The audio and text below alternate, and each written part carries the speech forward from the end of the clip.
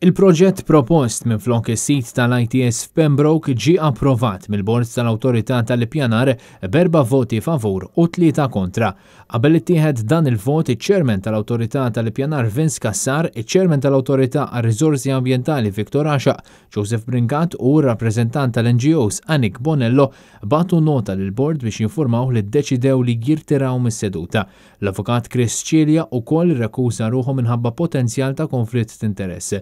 It-tlet membri li votaw kontra, Gilmore Camilleri, Omar Vella u l-Viċi Sindku ta' Pembroke Omar Arab, qalu li għatem mistoqsijiet kbar fuq dan il-proġett, speċjalment dwar il-mina proposta bħala parti minn dan l-iżvilupp li tinsab fuq applikazzjoni separata.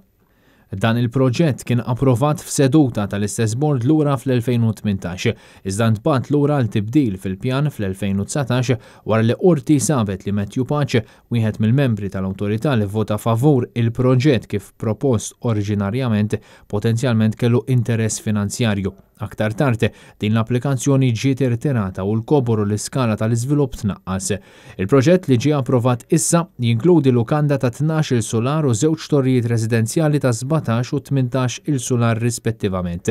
Dan il-proġett li qed isir mill-kumpanija DB se jiswa madwar 250 miljun u se jinkludi l-kostruzzjoni ta' lukanda ta' 386 kamra b'2 torrijiet residenzjali biswit.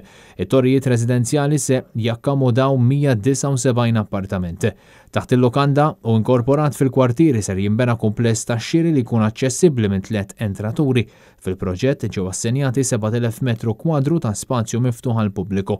Il-proġett se jinkludi wkoll supermarket, sala tal-wirjiet, stabbilimenti tal-catering u beach club. Il-Bord tal-Awtorità impona fuq l-iżviluppatur 1.3 miljun euro li jridu jintużaw għal proġetti favur il-komunità fil-lokalità ta' Pembroke kif ukoll kontribuzzjoni ta' 50,000 euro għal fond artistiku.